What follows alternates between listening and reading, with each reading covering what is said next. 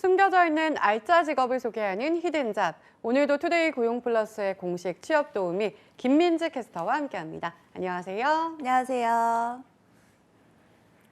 네, 히든잡 시간입니다. 아름다운 미술 작품에 제대로 된 가치를 더하는 직업이 있습니다. 어떤 직업일까요? 히든잡에서 살펴봅니다. 네, 미술 작품은 그것을 보는 것만으로도 큰 가치가 있는데 여기에 보다 제대로 된 가치를 더하는 직업이 있다니 어떤 직업일까요? 네, 바로 미술품 경매사입니다. 미술품 경매사는 미술품 출품을 의뢰받아서 응찰을 하려는 고객들에게 입찰 품목을 설명하고 경매를 진행하는 일을 하는 직업을 이야기하는데요. 영화나 뉴스에서 경매를 할 때 앞에 나와서 응찰 가격을 체크하고 낙찰이 됐을 때 낙찰봉을 두드리는 역할을 하는 직업이 바로 미술품 경매사입니다.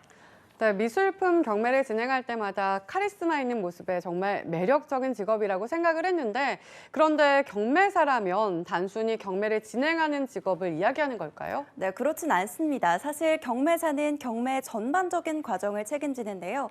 경매를 할 품목이 정해지면 경매 일시와 장소를 결정하고 경매될 미술품의 최초 입찰금을 제시하고 입찰 가격을 설정하게 되죠.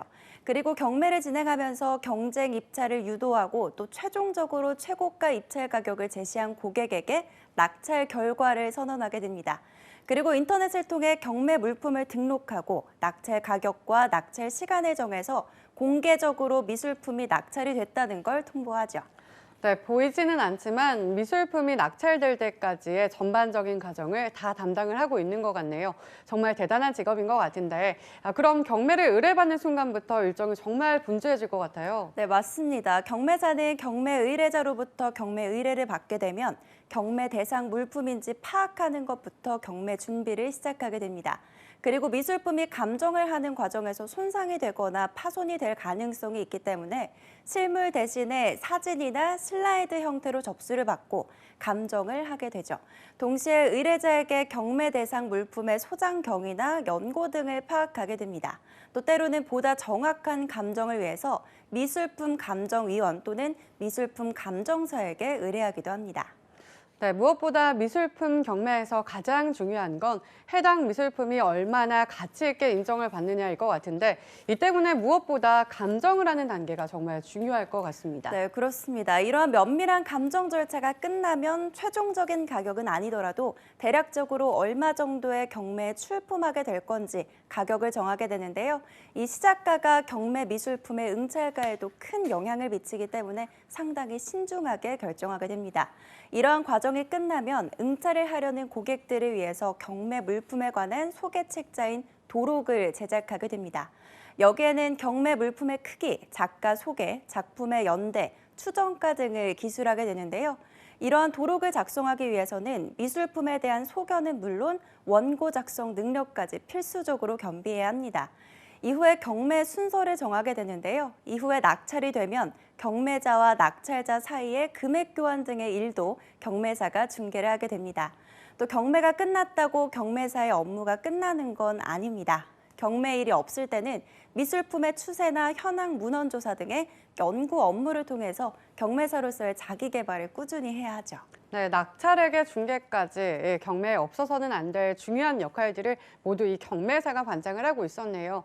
최근에는 미술품 경매에 대한 관심도 높아지면서 경매사의 전망도 점점 높아지고 있을 것 같은데요. 네, 맞습니다. 현재 전문적인 경매사는 10명 정도에 불과한데요.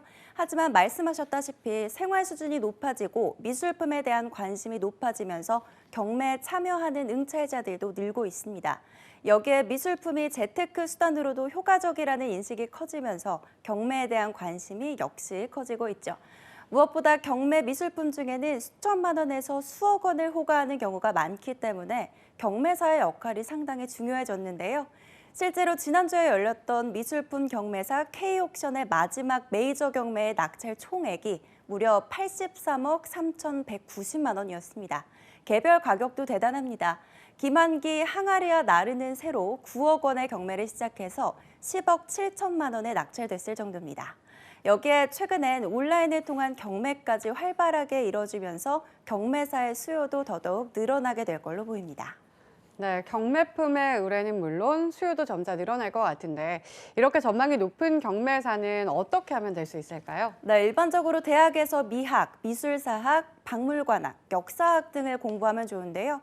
또 미술품의 진위 여부 등을 판단할 수 있는 감정에 대한 지식도 보유하고 있으면 좋습니다. 하지만 무엇보다 중요한 미술에 대한 관심과 경매에서 최고의 결과를 낼 수 있도록 경매의 흐름을 잘 읽는 판단력인데요. 이 때문에 늘 고객과 커뮤니케이션을 끊임없이 시도하고 본인 스스로도 해당 미술품에 대한 관심을 가질 수 있도록 부단하게 노력해야 합니다. 이러한 자질을 갖추게 될 다음에는 전문 경쟁 업체에서 경매 업체에서 일을 하게 되는데요. 처음부터 진출하지 못한다면 일반 미술관에서 큐레이터나 행정 쪽 분야에서 먼저 경력을 쌓는 것도 좋습니다. 네, 미술품에 새로운 날개를 달아주는 멋진 직업 경매사. 앞으로도 전망도 더더욱 높아질 것으로 기대가 되는데요.